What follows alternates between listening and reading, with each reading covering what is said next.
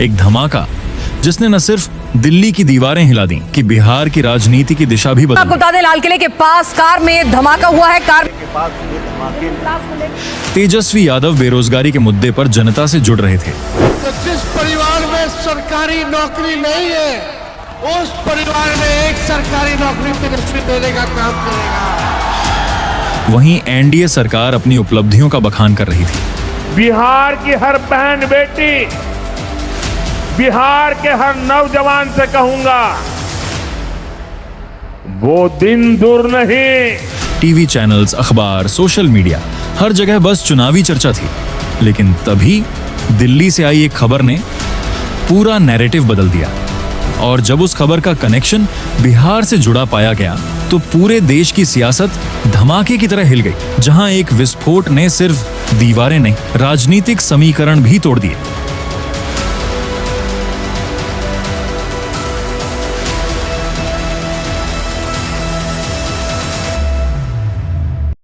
दिल्ली, भारत की राजधानी, जहां संसद से लेकर सुप्रीम कोर्ट तक देश के फैसले लिखे जाते हैं। लेकिन इस बार दिल्ली ने एक और कहानी देखी, एक ऐसी कहानी जिसने पूरे देश को हिला दिया। 10 नवंबर की शाम, ठीक तब जब दिल्ली की सड़कों पर ट्रैफिक अपने चरम पर था, एक तेज धमाके ने हवा को चीर दिया।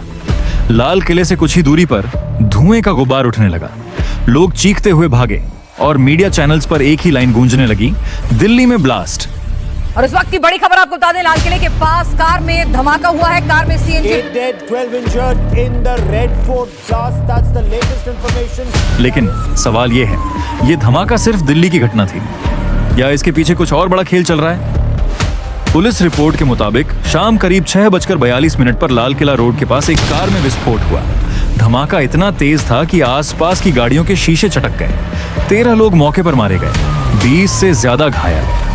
कई दुकानों के शटर टूट गए। दिल्ली पुलिस और एनआईए तुरंत मौके पर पहुंची। बॉम्ब डिस्पोजल स्क्वाड ने इलाके को घेरा। कुछ घंटे बाद मीडिया को बताया गया, कार में इम्प्रोवाइज्ड एक्सप्लोसिव डिवाइस IED का इस्तेमाल हुआ। मतलब ये कोई आम हादसा नहीं था। एनआईए और दिल्ली पुलिस की क्राइम ब्रांच ने CCTV फुटेज खंगाले। धमाके से ठीक 18 मिनट पहले वही कार एक पेट्रोल पंप से निकली थी। कार के मालिक की पहचान पटना के रहने वाले शख्स के रूप में हुई।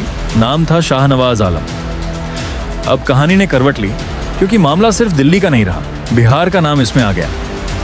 जांच एजेंसियों ने बताया कि शाहनवाज कुछ महीनों से दिल्ली में ड्राइवर का काम कर रहा था, लेकिन उसके फोन रिकॉर्ड में कुछ ऐसे नंबर मिले जो सीमावर्ती राज्यों से जुड़े थे। फिर सवाल उठा, क्या ये किसी संगठित प्लान का हिस्सा था? धमाके की खबर फैलते ही सोशल मीडिया पर बांटा गई। कुछ अकाउंट्स ने लिखा, धमाका हुआ तो हुआ, पर टाइमिंग देखो, क्योंकि उसी दिन बिहार चुनाव का दूसरा चरण बस 2 दिन बाद होने वाला था।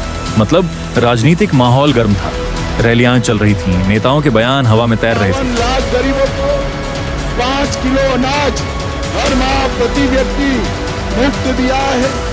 साथ ही जिस परिवार में सरकारी नौकरी नहीं है, उस परिवार में एक सरकारी नौकरी तेजस्वी देने का काम करेगा।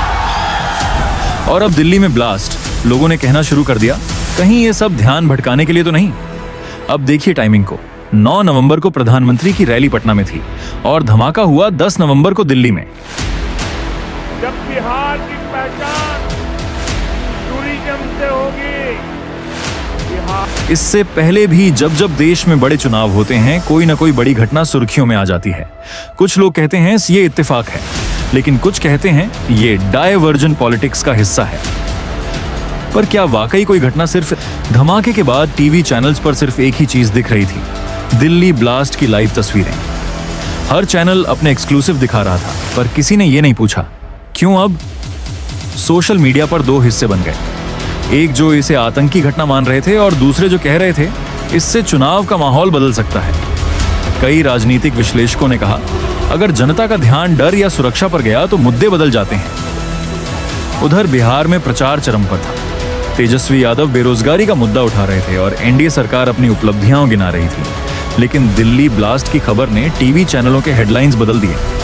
अब बिहार के लोगों तक जो खबर पहुंच रही थी वो थी सुरक्षा और साजिश की।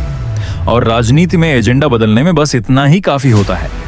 कई सर्वे में देखा गया कि ऐसे घटनाओं के बाद लोगों का फोकस मुद्दों से हटकर सुरक्षा और स्थिरता पर चला जाता है। और यही बदलाव चुनावी गणित बदल सकता है। जैसे ही जांच शुरू हुई, विपक्षी पार्टियों ने केंद्र सरकार पर निशाना साधा। सुरक्षा एजेंसियां क्या कर रही थीं? राजधानी में ब्लास्ट कैसे हो गया? वहीं सत्ताधारी दल ने कहा, यह आतंक फैलाने की कोशिश है, सरकार सख्त कदम उठाए। क्या वह घटना ने सभी के मन को व्यथित कर दिया है? मैं पीड़ित परिवारों का दुख समझता हूं। राजनीति का मैदान गर्म हो गया। हर पार्टी ने इस घटना को अपने तरीके से इस्तेमाल किया। कुछ लोगों ने कहा ध्यान भटकाने की कोशिश, तो कुछ ने कहा सरकार की सख्ती का जवाब। एनआईए ने बाद में बताया कि अब तक की जांच में किसी राजनीतिक लिंक का सबूत नहीं मिला है, लेकिन लोकेशन डेटा और फोन ट्रेसिंग में कुछ संदिग्ध कॉल्स की जानकारी मिली है। जांच अभी जारी है, पर सोशल मीडिया पहले ही अपने नतीजे सुना चुका था, धीरे गंभीर स्वर में। और यही आज के समय की सबसे बड़ी दिक्कत है, तथ्य आने से पहले ही फैसला सुना दिया जाता है। दिल्ली में लोग डरे हुए थे, पर बिहार में लोग उलझे हुए थे। कई लोगों ने कहा अब चुनाव में सुरक्षा बड़ा मुद्दा बन गया। कुछ ने कहा यह ध्यान भटकाने का तरीका है, पर सच क्या है, यह अभी जांच की टेबल पर है। हर धमाका, हर हादसा सिर्फ एक खबर नहीं होता, वो एक संकेत होता है कि कुछ न कुछ गहराई में चल रहा है। पर जब तक सच सामने ना आए, हमें सिर्फ अटकलों पर नहीं, तथ्यों पर भरोसा करना चाहिए। क्योंकि एक लोकतंत्र में सवाल जरूर पूछो, पर जवाब आने तक धैर्य रखो।